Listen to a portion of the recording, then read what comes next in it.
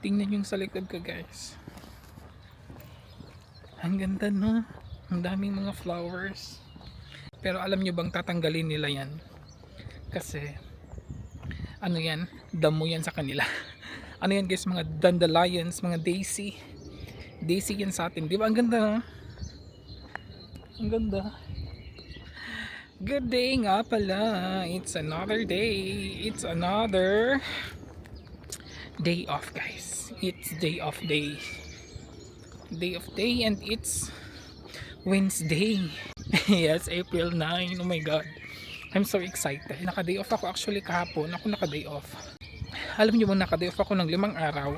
No, 6 pala, 6. Continue na siya sa vacation ko na 4 weeks. So bali 5 weeks akong walang trabaho, di ba? But yun na nga, di ba, alis naman tayo ng Pinas. Meron pa akong, kasi ngayong Sunday pa ako alis, guys. So April 13 pa yung flight ko. So I still have time. Kahapon hindi ako nag-vlog, day off ko, kasi naglinis ako ng bahay. Hindi naman lahat, inaano ko siya, guys, per day ko yung paglilinis para hindi ako ma-stress. Yeah, so wait lang, guys, may tao. So ayun na nga, hindi ako lumabas kahapon kasi hindi nga sana din ako lalabas today, guys, kasi meron pa akong lilinisin. Pero sabi ko, kasi alis ako today. Yeah, umalis na nga, and then bukas din aalis din ako. So pwede ko sanang today ko siya gagawin lahat, pero hindi naman tayo hectic yung schedule natin, kaya hinay-hinay lang, di ba? Kasi na-excite na ako guys umuwi. Na-excite na ako sa aking flight ngayong Sunday. Gabi ang flight ko, guys, gabi. So yeah, anyways, may tao na naman, wait lang. May tao dyan sa ano, guys, ano kasi yung cafe. Yeah, kaya lumabas ako today, guys, kasi magpapagupit ako. Hindi pa naman masyado ano yung buhok ko, no? Hindi pa naman siya masyado mataas, pero magpapagupit na lang ako para dun sa Pinas hindi na ako masyado ano dun. So ayun na nga, magpapagupit lang ako, and then after meron lang akong bibiling some vegetables kasi magluluto ata ako today or tomorrow. Try natin kung may time. Ito nga pala ang pupuntahan ko na barbershop, guys. Hindi yung usual na pinupuntahan ko the other week, the other months. Etong barbershop na to, hindi naman siya bago para sa akin. Nung before corona times, pinupuntahan ko na talaga to. Yun nga, since nakita ko yung bago, so doon na din ako kasi malapit sa trabaho. And then ito kasi, malapit kasi siya sa city. Tapos na akong magpagupit, guys. Diba, the same, parang the same na siya. Hindi ako masyado satisfied, pero okay na siya. Medyo mas mahal siya ng konti, pero same lang din naman kung magbabayad ako doon sa pinupuntahan natin kasi nagtitip ako. So same lang din yung tip ko. So parang the same lang din talaga. Anyways, mga 4 euros more lang siya sa dito ngayon. Meron sana akong hinahanap na something, pero hindi ko siya nahanap, guys, after nung nagpagupit ako, kasi sa tapat ng barbershop na yun is merong maliit na grocery from Turkish store. Meron akong hinahanap pero wala silang stock, so pupunta ako sa Revi. Then after that, punta ako DM, I think. Pupunta ako ng siguro sa DM ako first, guys. And then yun nga sa Revi, and then pabahay na. So ayun, it's ano nang oras na ba? Magto 2 PM nga pala. Di ba late tayo nag-start? Anyways, yun nga pala sa barbershop, guys, yung barber na nagugupit sa akin, naano talaga ako sa kanya kasi nung first pa, nung naglalagay pa siya ng tubig tapos nagsusuklay siya sa buhok ko, ano, guys, grabe siya makasuklay. Grabe niya tinitingnan yung buhok ko hanggang sa scalp ko talaga. Mga 3 times talaga, parang meron siyang hinahanap. Tapos parang hindi na siya mapakali. After 3 times, nagtanong siya sa akin, guys, kung meron ba akong hair operations or something, parang hair transplant, parang ganon. Kasi tinitingnan talaga niya dito, sa harapan ko. Tinitingnan niya na hanggang scalp talaga, guys, na habang nagsusuklay siya. Curious talaga siya, ng curious. Sabi ko, bakit siya magtatanong? Ang nipis lang naman ng buhok ko. Siguro, guys, nahalata niya na yung noo ko. Siguro. Kaya nagtatanong siya na siguro kailangan ko nang mag-hair transplant. Parang ganun. Pero I consider naman talaga, guys, pag if ever talaga may chance tapos good lang yung result, gusto ko din talagang magpa-hair transplant dito sa harapan. Maliit lang naman kasi lumalaki habang tumatanda kasi ako guys. Lumalaki yung noo ko. Ano na kasi namin yun, nasa family na kasi namin yun. Kaya hinahanda ko na yung sarili ko na pwede na tong malandingan ng eroplano. Oh my god. Yeah, na-shock talaga ako. Parang na-shock lang ako. Hindi ko din siya masagot ng kasi na-shock ako sa tanong niya kung nagpa-hair operation ba daw ako. Na-shock ako. Oh my god. Well, anyways, first time ko yun. Pasok lang muna tayo sa DM guys first. Tapos na ako sa DM guys. Pasok na ako sa Revy. So, tingnan natin kung nandito ba yung hinahanap ko. Dating gawi, mag-haul na naman. So, i-haul ko lang to guys bago kami. It's already parang 2 PM na dito guys. Haul ko lang to saglit kasi magka-coffee na kami. So, first is eto, spring onions lang naman. And of course, tomatoes. And I don't know kung galing ba to dito or fresh ba to. Meron tayong strawberry. Dalawa binili ni RC. At bumili ako ng ground beef and pork mix. Dalawa binili natin. Bumili ako ng blueberries for tomorrow. May gagawin tayo niyan for tomorrow. And you know, napag ako ang nag-grocery guys, meron talagang ganito. At saka ganito. Kay partner talaga to. Alam niyo na. At gusto ko itong i-try. Meron silang ang cute nito. Di ba? Ang cute niya. Inumin namin to mamaya.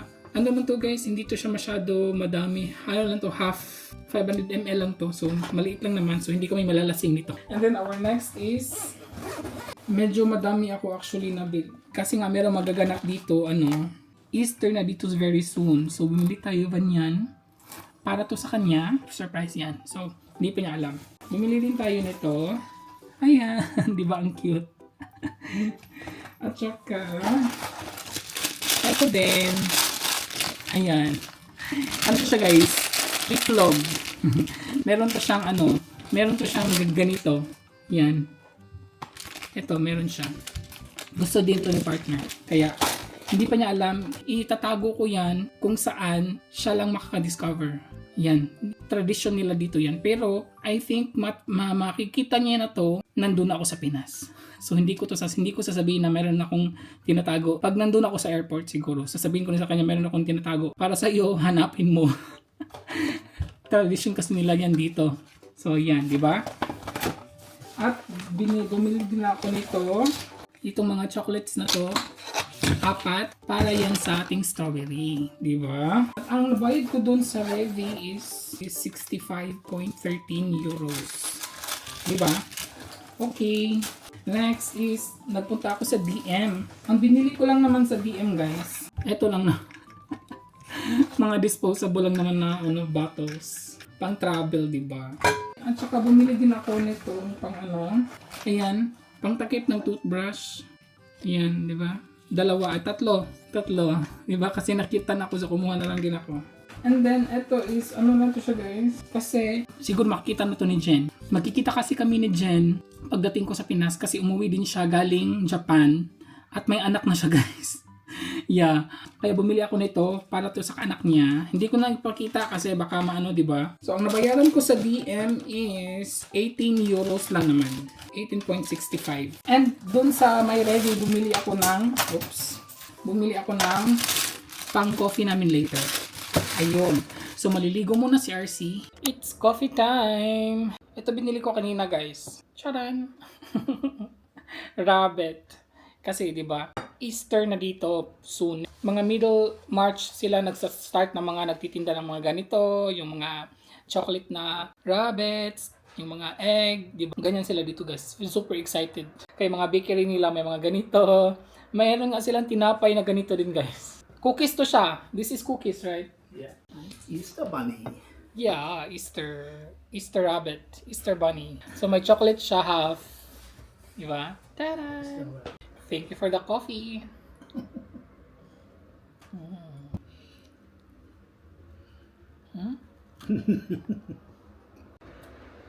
Tigas naman.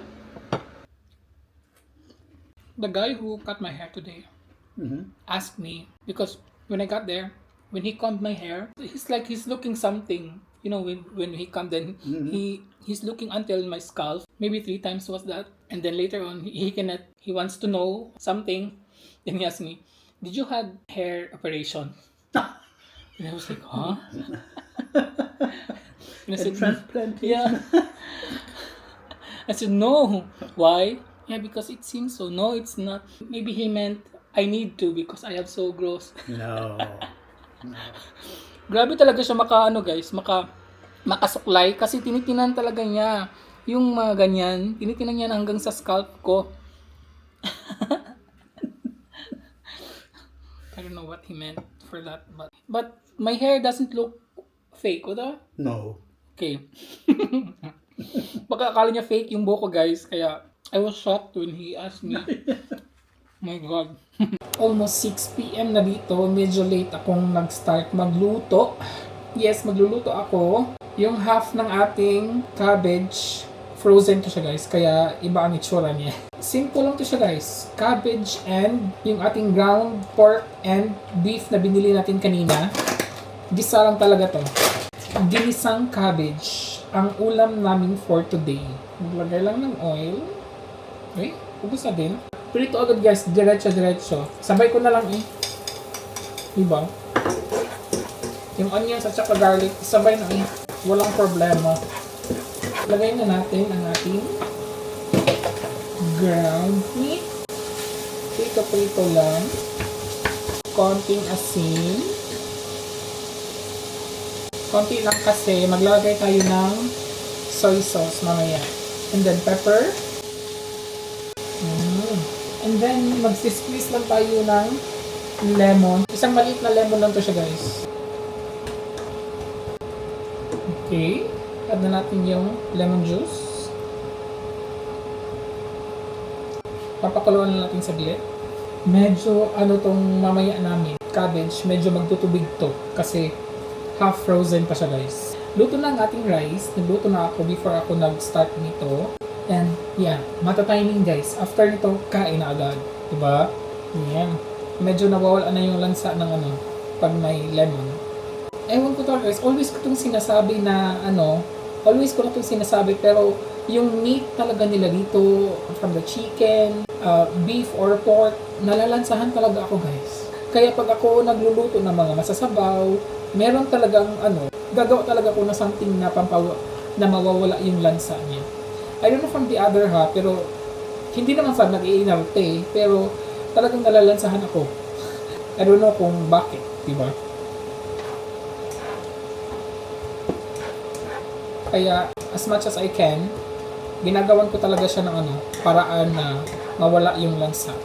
Spring onions, ang half nito ilalagay ko. Okay. Bumabango na siya, guys. Wala akong bell pepper, kaya maglalagay ako ng powder. Powder na lang. Then, pwede na tayong maglunod ng cabbage. Ang dami, guys.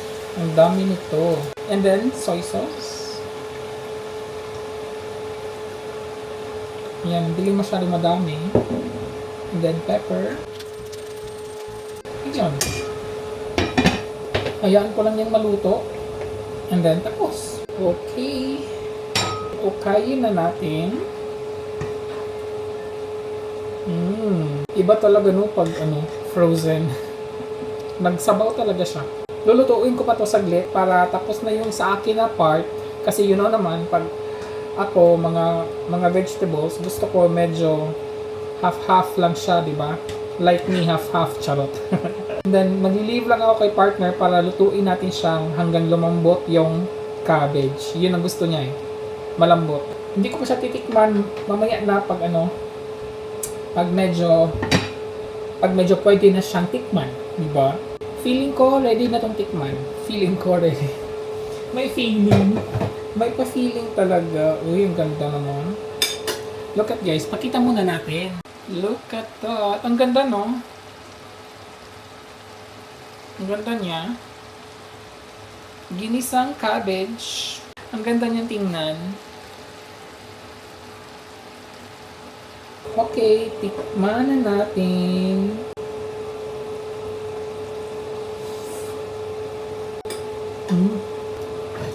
Nalalasahan ko yung lemon.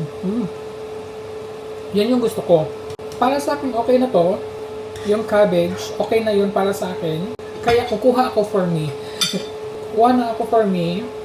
Kasi baka ma-overcook. Ayokong ma-overcook yung cabbage. Yun. Lulutuin pa natin to saglit kay partner. Mangaon! Ready na ang ating cabbage. Ginisang cabbage. Nice. Same lang kami guys, pero yung kay partner is overcooked. Good na appetit. Good appetit. It's hot. Gusto ko sana magkamay, but it's hot. Kain.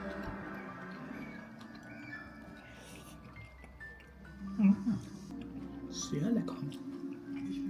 How's the cabbage? Nicht überkocht. Oh, talaga. Nein, das ist okay. Ja, das ist gerade so.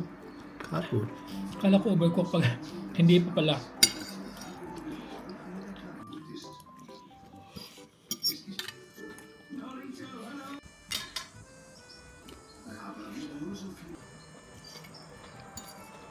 Tapos na tayo mag-dinner. Now it's dessert time. Meron tayong chocolates. Uy. Yung binili natin kanina, minicrowave ko lang. Ganun lang siya. Tsak, tapos i-dip natin.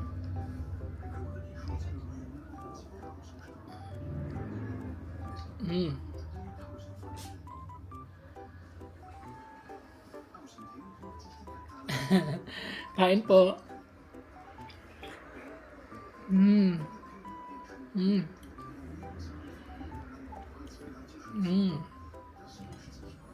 Lecker. Das ist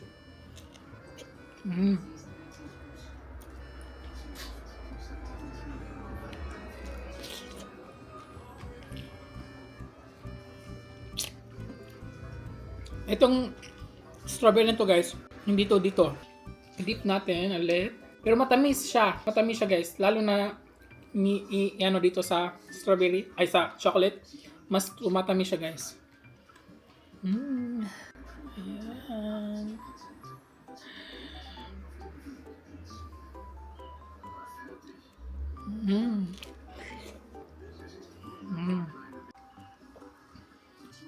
Masarap. Ang bilis tumigas ng chocolate, oh. Tumigas na siya. Medyo malamig kasi yung ano, strawberry.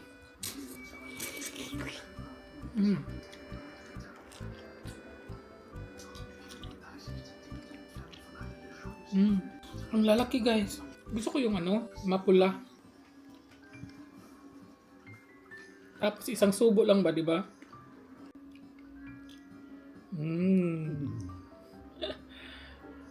And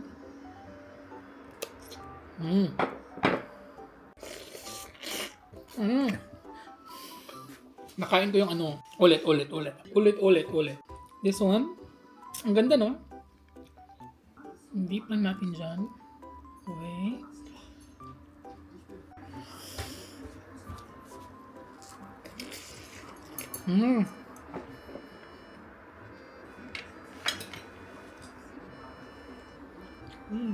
Try natin na walang chocolate, guys. May part na maasim, may part din na matamis. Eto, nalalakihan ako. Ang laki, no? Pero hindi lang siya ano, guys. May medyo hilaw pa siya. Kumuha si partner ng ano, kutsilyo. Tapos kumuha rin siya ng, di ba? Tapos i-tip natin. Di ba? Di na tayo mahirapan. Kain.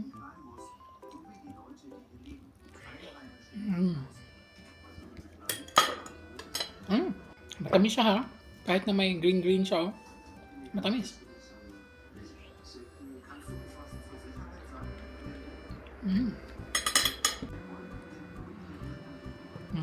Last na to, guys. Ayoko na. Napulaan.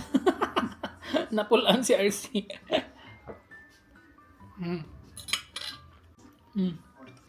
Yun matamis. Yun maganda.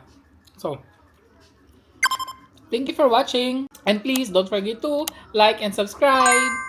Ingat po. Cheers.